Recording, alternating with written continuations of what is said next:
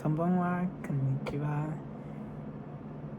Yokoso to my channel. I am Dr. Nikiba, and welcome to Unbound with Dr. Nikiba, as I share with you just the things that are helping me to become unbound and hopefully give you an opportunity to help you figure out ways to come unbound with yourself. So, this Friday, I'm going to get right into it because I haven't recorded in a while, and it's because I've been focusing on living my life being unbound. So, this channel was started years ago just to allow me to be able to share with you the things that I was releasing from the past to allow me to work towards the goals that I was working towards for my weight. And so now, as I've evolved, I'm sharing with you more tips and things of allowing you to become unbound as I am as well. So, this week I want to shift and just talk about just personal family success. This week I want to talk about just coming from rejecting to allow you to show yourself how you can be able to pivot from going from not having something you want to being successful. So, first of all, congratulations are in order to my daughter. She just found out that she was accepted into the Far East Honors Orchestra, and she also received a gold rating for a composition that she submitted to something called the Kanto Plain Composition Festival. So, one of the things that my channel I want to start focusing on is what is Bedlam. And Bedlam is just being able to find your way to have peace in the midst of a bunch of chaos. And it's kind of like some of the things that keep holding you down. So for her story, she didn't make the fall cut for the honors band that she was going for.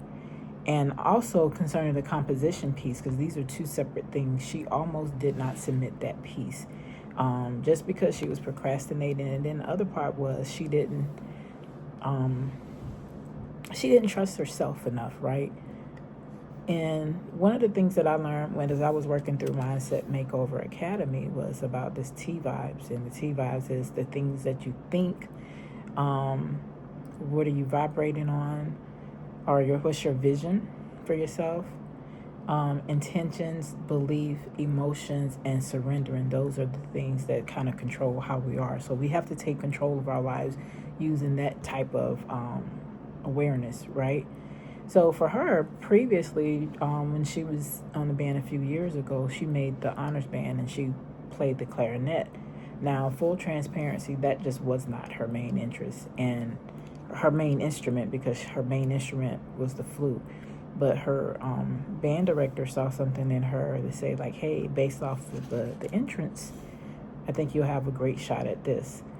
And so he encouraged her to get the clarinet and play the clarinet because she loves music and she will try different music. So today, the thing that I want to talk about or focus on beliefs and intentions, right?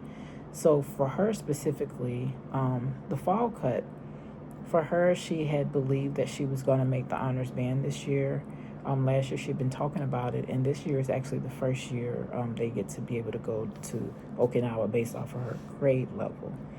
And so she was she wanted to go, but they also had one that was in Korea. So Far East is one of those competitions where it's not just specific to our location in Japan. It goes out to the people in the other areas. So she didn't make the fall cut. And so one of the things that she did not do was she was rightfully disappointed, but it didn't allow her to stop and say, I'll never make it. She believed in herself that she would make it. And so what that belief that she had for herself, she believed that she would do it and she could do it. So she had kept with the mentor that she found, because she found a mentor that's an orchestra mentor that will allow her to take herself to the next level for the contrabass, which is a very big instrument that she plays in the orchestra. And so she was going there every month. When she got sick, there were times she didn't make it, but she had communication apparently with the teacher that I wasn't aware was existing, which was good as well. So it kept her connected. And she was taking the train to go to Tokyo just to get the mentoring, and she took ownership of it. Like, she put that in her phone. She made sure she knew what times her training was, and she made it. Intentions, she matched what she believed with just intentional action that she was going to do it. So she behaved in a fashion that she pretty much was like, hey, I believe I'm going to make it. And so she made the intentions of preparing for it. So for me, as a parent, one of the things I did was like, I believe that she's going to do it. Like, I'm watching what she's saying. I wasn't harassing her about like going there. So, because she put the work in for herself and she believed in herself, so the thought was she wanted to go there. She saw herself there. She intended that she was going to do it, so she made moves for her to do it, which prompted me to make action on my side where I'm supporting her and I can be there. And she believed in herself, and she got to feel the emotion of her being there, and she just surrendered to the process, which was, I'm going to stop fighting this. I'm going to get on the train. I'm going to learn the schedule, and I'm going to be there every time that my schedule allows me to be there. And that's what she did. There were months where she might have had 2 months, she might have had 1, but that's what she did. So that's like, parts of just believing and having the intention and what it means. That's for the orchestra for the Far East. On the other side, what she was also working on in the background on her own was she writes music. She doesn't like for me to say this, but she actually writes music, and it's funny because I listened to the music that she made, and it feels good to hear her play. I always create an environment that encourages her to go after the things that she's passionate about. And I tell her as she gets older, those are the things that's going to continually sustain her. I want her to understand that working doesn't have to always feel like work. It can literally feel like you're enjoying yourself. And I feel like instilling that into her at this early stage of her life, that's something I want her to carry on with her.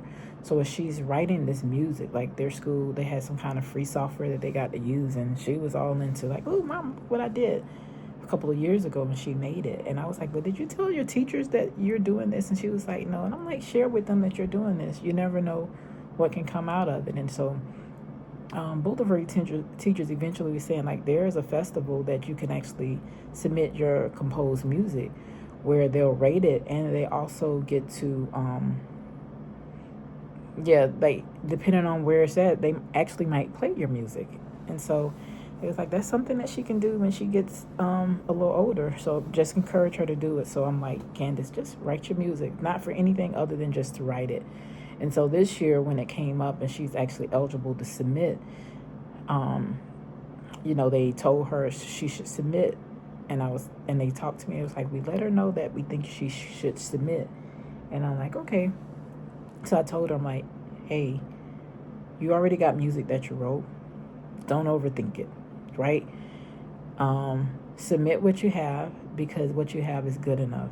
You didn't do it for someone to grade it. You did it based off of your skills and your talents of what you have. So don't worry about what people will say. I just want you to submit what you have. Told her that up front because she's my child, and I recognize some of the habits that she have that we work towards changing them. And of course, she did not listen to me. So here it is, like the day of, I think the last day to make the submission, and she was in kind of panic and almost give up mode. And so for me, the first thing was like, I tried to tell you to do it in advance, and then she was like, Mom, you didn't support me. And I'm asking her, how did I not support her? And so instead of me staying focused on you didn't do what I told you to do and what we tried to prepare to do, I kind of stepped back and I asked her what was it that she needed from me in that action. And I was like, what do you need to do? And how can you get there? And so I allowed her to take ownership of the situation she was in. And I did it gently, right? Not forcing her to admit fault, admit guilt, but I wanted her to be able to take a pause and realize she wasn't as far behind as she was. She had already did the work. And all she had to do was trust in herself and submit it. My goal wasn't for her to be stressed out about it. I just wanted her to be happy to submit something. And I'm like, hey, what's the worst that can happen? Just submit it so you can get feedback on what you write. I think you do well. And I think it'll be a good idea for you to be able to submit something and get feedback on what can you do to improve on those things that you do. I'm like, I know you think I'm telling you this because I'm your mom, but because I'm your mom, I'm giving you the environment to allow you to be able to pursue the things that you enjoy. And when you feel like you're not where you want or where you feel like you should be, to try to figure out where those things are coming from and allow you to be able to pull that stuff from within yourself and use your community that you have that supports you to be able to help you go to where you need to go. It's not about giving people blind faith, blind encouragement, but it's about meeting people where they are. And so that's what I want you guys to understand. Like, for her, she put the work in, and for me, I was the person that created the environment that allowed her to flow freely, to be able to put that work in. And because she put the work in, she believed in herself. And then when times looked like it was getting rough, she didn't stop and let that make her not do what she needed to do. Or what she felt like she should have done. She focused on what she needed to do to get to where she wanted to be.